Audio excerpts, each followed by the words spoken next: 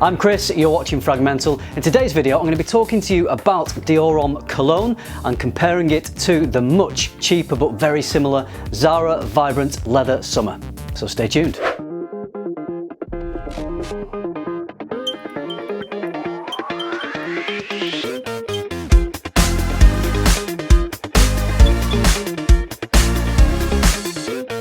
So I'm going to kick things off by talking about Dior Homme Cologne, just in case you're not familiar with this fragrance.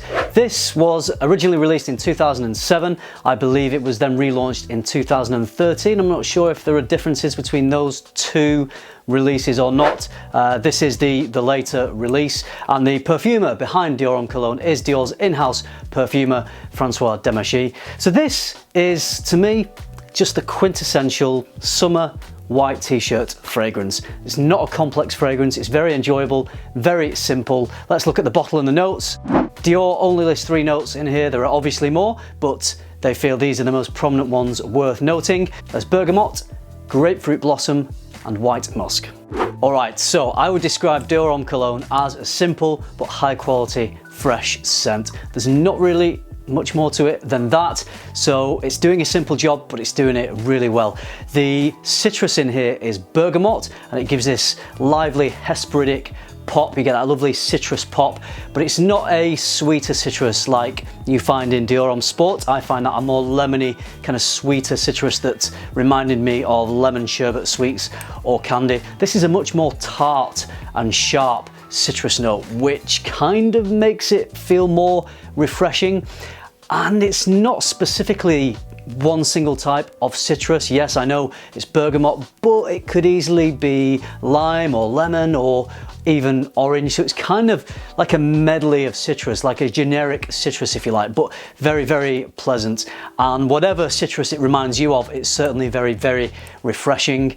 This is like drinking a chilled glass of traditional lemonade straight out the fridge on a hot summer's day. It has that really refreshing quality. And this is one of those scents that reminds me of a refreshing drink in a way. So this is a weird thing that probably only I have, but when I smell something like this, it almost makes me feel a little bit thirsty, because I have an association with drinking drinks that taste in a similar way to this might smell. So bit of a weird thing, maybe it's just me, just my association, but I just thought it was worth mentioning to convey the refreshing aspect of this fragrance. So after this lively citrus opening, the bergamot just blends into a smooth floral heart, which is made up of grapefruit blossom.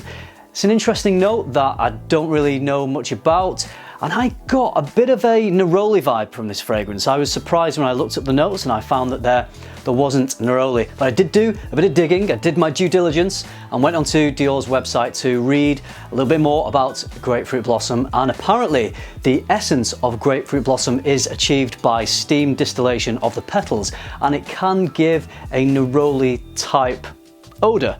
So I think this is where I'm getting this neroli vibe. So it just gives you an idea. If you're familiar with the note of neroli, I think it is going to remind you of other fragrances that have neroli, and not Tom Ford's Neroli Portofino. It's not that type of neroli, but I do get a little bit of neroli in there, although it definitely isn't a dominant note. Of course it's not neroli at all, it's grapefruit blossom, but it's very nice. And also isn't listed, I feel like I get some vetiver out of this, just a nice light bit of clean vetiver, nothing smoky or earthy or anything like that, but just a very nice kind of clean vetiver accord. Might not be in there, but it's just something that I feel like I get, or it reminds me of that anyway. And then the other note that Dior lists is the white musk, and I feel that this is just helping fix things into the composition, just giving a little bit of lasting power, but also smoothing things out, just creating this kind of nice silky smooth connection between the top, the middle and the base.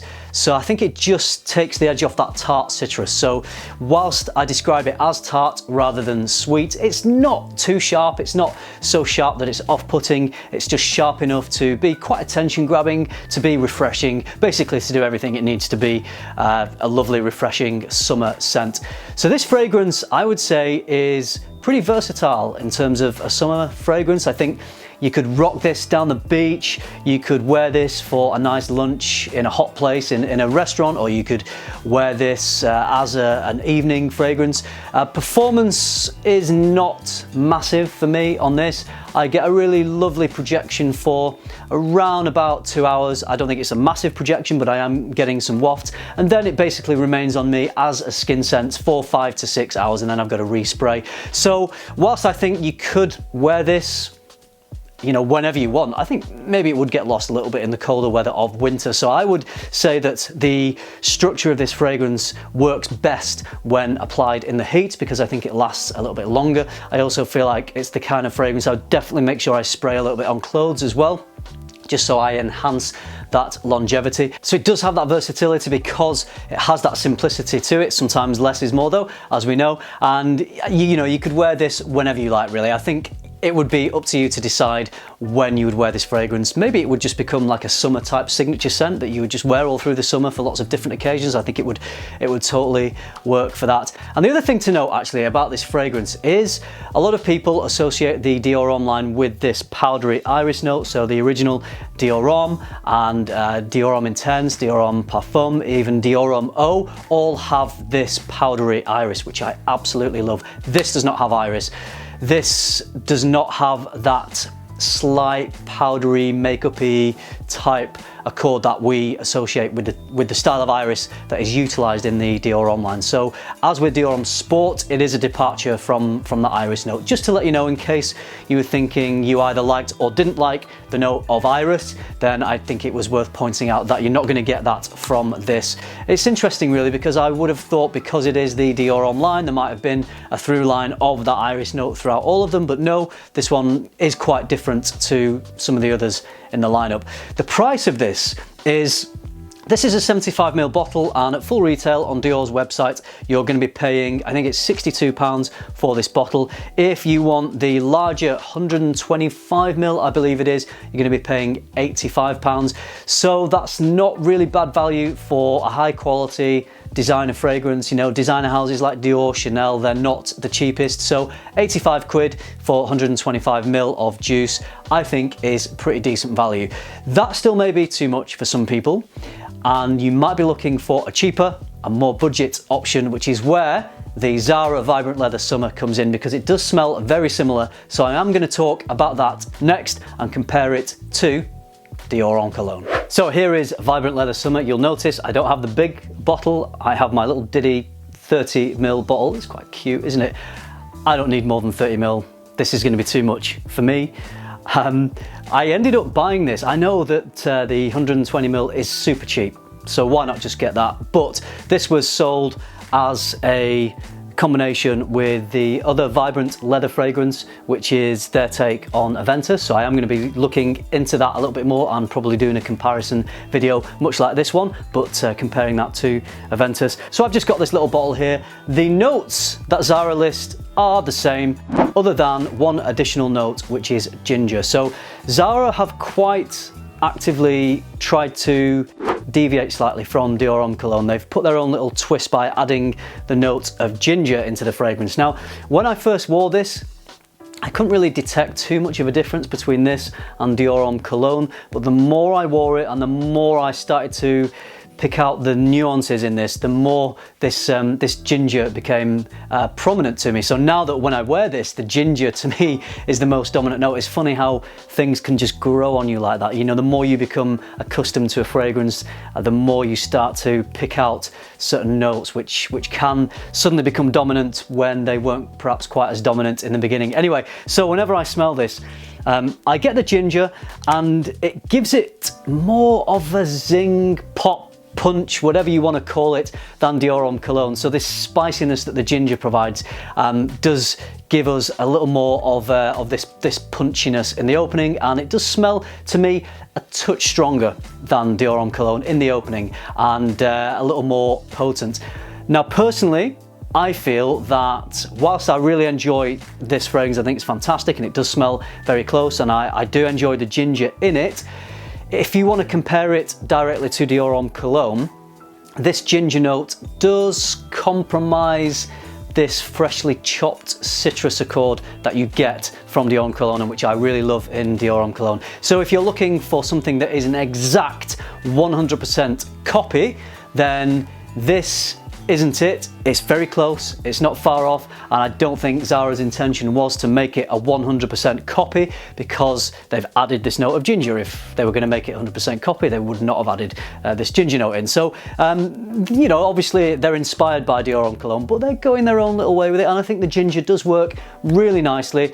I do think the strength of Dior Homme Cologne is this beautiful citrus, chilled, refreshing, zingy citrus that you get, and that is slightly different in here. It's slightly lost. You're still getting the citrus, but not to the same extent as Dior Homme Cologne. So at the end of the day, you're going to have to work out whether you prefer the citrus accords that you get from Dior Homme Cologne, or whether you like that added ginger that you're getting in Zara Vibrant Leather Summer. So other than this ginger note, there aren't really any differences in terms of the scent, but the ginger does run all the way through the fragrance. It's not just in the opening to me, it seems to be opening all the way through the mid and into the base, basically throughout the life of this fragrance. So it is a note that is, to me, fairly prominent and is there the whole way through.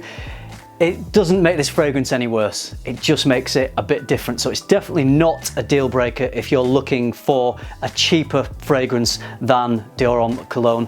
Also worth mentioning, the performance to me of the two fragrances is comparable, so I get around about the same projection and longevity. Now the biggest difference between Zara Vibrant Leather Summer and Dior Homme Cologne is not in the scent, it's in the price. And this is maybe what is going to be the most important factor for a lot of people.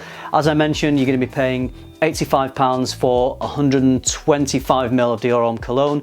You're going to be paying, currently, I think there's an offer on Zara's website, £9.99 for the 120 ml, so the much bigger bottle version of this fragrance. Okay, here's the thing. Personally, I don't think there are that many days in the year when I would reach for this style of fragrance. For me, it excels on hot, sunny days. I think it just works beautifully and I really enjoy it. But here in the UK, you might not know this, but we don't always get that many hot, sunny days. We get a few, but just not that many of them. So because I don't think there are that many days I would reach for this over other fragrances, I would probably be more inclined to pay the lower amount for the Zara fragrance, because I think you're pretty much getting the same effect. If you're on a budget, I think you'd be very happy with the Zara. I think you're getting a great value fragrance for the money. If budget isn't a consideration, go with the Dior, and you also have the pleasure of investing in the artistry of the original fragrance. And from a collector's point of view, the Dior is always going to look better on a shelf than the Zara.